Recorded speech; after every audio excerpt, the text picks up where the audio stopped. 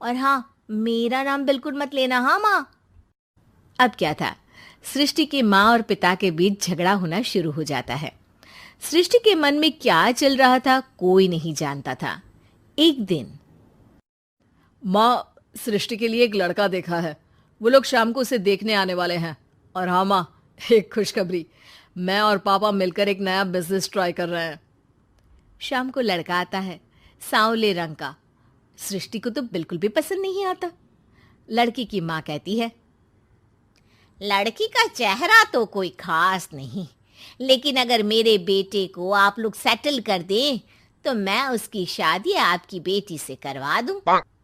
सृष्टि को लड़का बिल्कुल पसंद नहीं था। उसे भाई पर गुस्सा आ जाता है। लड़के वालों के जाने के बाद कहती है, माँ देखा, शीनू मेरे लिए कैसा लड़का लेकर आया, न दिखाने लायक न सुनने लायक, सेटल भी नहीं, वो भी हम करे। अरे माँ, मैं जानती हूँ ये मेरी शादी किसी भी घर में क्यों करवाना चाहता है। अरे, कैसी बात कर रही है बहन?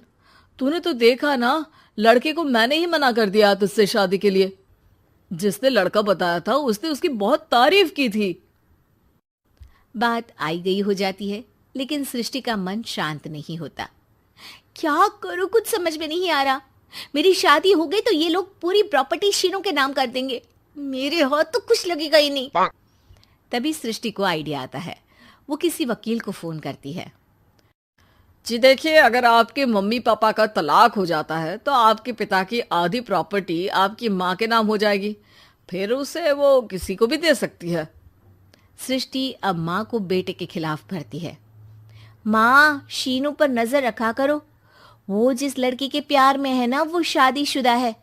यहाँ आएगी, सारा पैसा, रुपया, जमीन, जायदाद सब हड़प लेगी। पापा का भी हाल तुमसे छुपा नहीं है।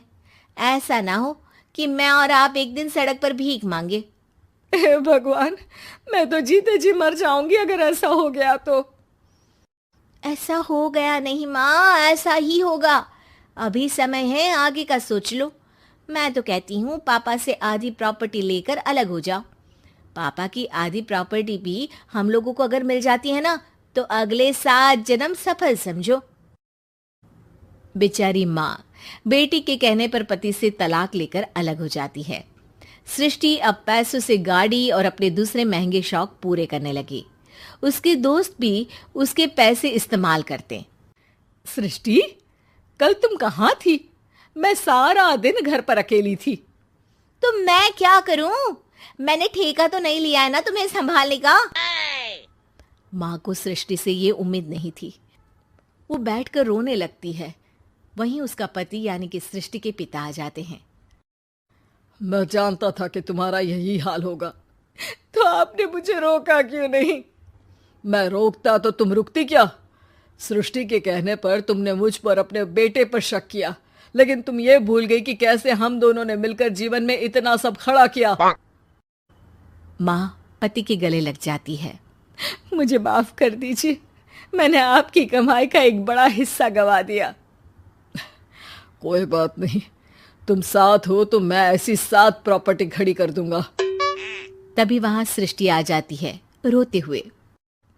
माँ, मयंक ने मुझे छोड़ दिया। वो बोल रहा था जब तक मेरे पास पैसे थे तब तक ही वो मेरे साथ था। पापा, माँ, मुझे माफ कर दीजिए।